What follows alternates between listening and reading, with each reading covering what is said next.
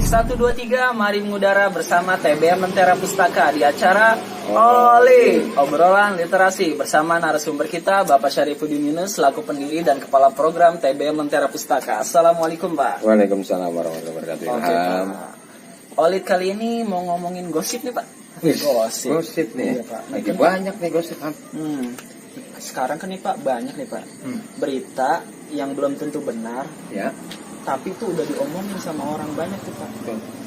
Itu ada nggak sih Pak batas di mana kita termasuk dalam kita sedang bergosip atau tidaknya Pak? Oke.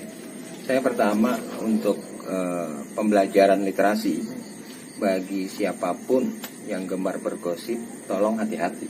Itu satu. Yang kedua, kalau pertanyaannya adalah bagaimana kita batasan dalam bergosip, ya. Pertama sekali orientasi yang harus dipegang itu dua. Satu, terbukti secara fakta. Fakta itu pun nggak bisa 30%. Harus di atas 50%. Itu ketika fakta membuktikan di atas 50%, kita layak untuk bergosip. Kalau tidak, nggak ada, itu omong kosong. Oke. Yang kedua, fakta itu juga harus dibuktikan dengan data. Ya kan? Data itu ukurannya adalah kuantitatif. Gitu. Ilham datang ke TBM setiap hari Minggu.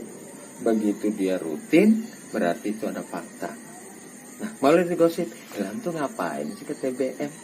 Nah, karena didukung faktanya kejadian hari Minggu, ditambahin ada data. Ya, Minggu 1, Minggu 2, Minggu 3.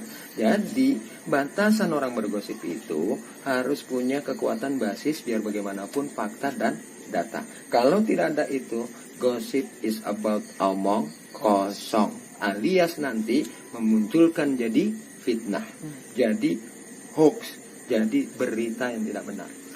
Oh gitu Pak. Terus Pak, ada dampaknya enggak Pak kalau kita itu bergosip Pak? Sangat berdampak. Satu, gosip itu kan secara sederhana itu kita ngomongin orang, ya. Kalau orang yang kita omongin itu nggak benar, dampaknya itu dirugikan loh, ya. Itu dirugikan atas reputasi dan citra dia. Kemudian dampak orang yang ngomongin itu apa? Dia ngumpulin dosa buat dirinya sendiri. Sesuatu yang tidak perlu dia urusin, dia urusin. Sesuatu yang tidak dia pedulikan, nggak perlu dipeduliin. Kenapa dia jadi peduli? Urusan kamu, urusilah. Urusan saya, urusilah. Simpel itu sebenarnya. Jadi dampak gosip itu tidak ada positifnya buat orang yang digosipin maupun orang yang bergosip. Pak, kalau bicara gosip terus harus Pak konsekuensi atau resikonya Pak kalau kita bergosip Pak? Sekarang pertama, resiko yang paling sederhana adalah harus nanggung dan mau menerima resiko orang yang bergosip itu jadinya dimusuhi, tidak disenangi oleh orang yang digosipin. Karena dianggap menyebarkan berita yang tidak baik. Bahkan kalau dalam Islam disebut menebar aib. Sesama saudara itu tidak boleh kita menebar aib. Kita tahu kekurangannya, tapi bukan kita untuk sebarkan. Kalau ada kekurangan saudara kita, yang harus kita lakukan adalah nasihat untuk memperbaiki. Itulah gunanya namanya orang untuk bermuhasabah diri. Nah itu pertama, ya, resiko. Resikonya yang kedua apa sekarang? Gosip di media sosial yang kemudian tidak menjadi fakta, betul kan?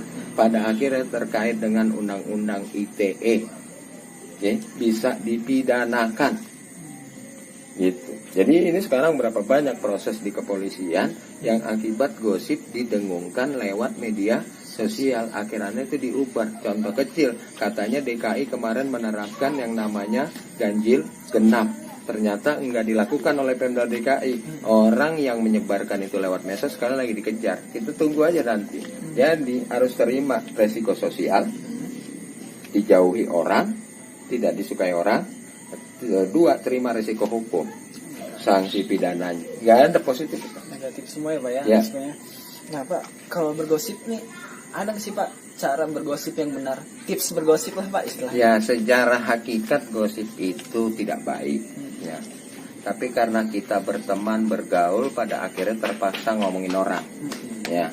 Berarti kalau ditanya tipsnya bergosip, ingat, bergosip itu harus balance. Waktu bisa ngomongin negatif, harus mampu juga ngomongin yang positif. Kalau mampu ngomongin orang jeleknya, harus berani fair untuk ngomongin juga bagusnya tuh. Nah, gitu. Tapi karena ini kita sifatnya bergosip, taruhlah yang jeleknya 3, tapi positifnya 2. Ya kan gitu. Tetap kalah baiknya itu dibandingkan negatifnya. Tapi itu menjaga koridor kita supaya tetap objektif. Memang hakikat gosip itu nggak ada yang objektif, subjektif gitu ya. Tapi cara bergosipnya itu tetap objektif. Oleh karena itu, kalau saya bergosip ngomongin seseorang, Ilham harus ingetin, Pak, apakah memang begitu? Bukankah orang itu ada juga sisi positifnya? Nah, itu artinya saya diingetin tuh untuk tidak melanjutkan gosip. Itu aja batasannya. Pak, kalau bicara apa ya? Manfaatnya tuh Pak, gosip tuh ada manfaatnya nggak sih Pak? Ya, dari berbagai perspektif semua yang dibangun dari gosip, kalau tatanan peradaban masyarakat akhirnya jadi rusak. Ya kan? Masyarakat itu bisa baik karena kebaikan yang kita bangun, perilaku bagus yang kita bangun. Tidak ada persoalan yang selesai karena gosip, itu gak ada. Ya. Persoalan itu akan selesai kalau kita memikirkannya lalu mengeksekusikan solusinya. Ya kan? Anak putus sekolah nih di sini, itu caranya adalah kita pikirkan kenapa sebab putus sekolah. Ternyata kemiskinan. Oke, cara kemiskinan itu saya hadapi supaya tidak putus sekolah dengan bikin taman bacaan. Setelah taman bacaan nanti mereka sudah punya wawasan pengetahuan bagus, pengen tetap sekolah. Tiba-tiba orang tua nggak punya biaya. TBM Lentera Pustaka siap bikinin yang namanya program beasiswa. Jadi saya mau bilang manfaat itu di dalam bergosip pada hakikatnya itu lemah. Ya, lebih baik kita fokus kepada solusi, karena tidak ada satu persoalan pun di dunia ini yang selesai karena gosip. Dia akan selesai karena dieksekusi atau diikhtiarkan dilakukan. Berarti nggak bisa selesai ya Pak, Nggak kalau akan diomongin doang tuh. Nggak akan bisa. Nah Pak, kalau TBM Lentera Pustaka Pak, cara menyikapi gosipnya tuh gimana Pak? Ya, satu, orang yang membaca tidak punya waktu untuk ngobrol. Artinya dia lebih banyak menyerap buku bacaan daripada menggunakan mulut untuk ngomongin orang. Jadi caranya TBM Lentera Pustaka adalah membangun tradisi baca. Itu artinya mengurangi kebiasaan ngomong. Jadi baca lebih banyak dari ngomong. Itu orang berarti sudah pasti gosipnya sedikit, bacanya banyak. Nah, itu yang dilakukan oleh TBM Lentera Pustaka untuk membangun namanya budaya literasi. Masyarakat yang sadar terhadap tradisi baca, lalu mau mengurangi yang namanya ngobrol, perbuatan sia-sia yang tidak ada gunanya sama sekali. Oke, luar biasa sekali Pak. Cukup sekian oleh kali ini tentang gosip.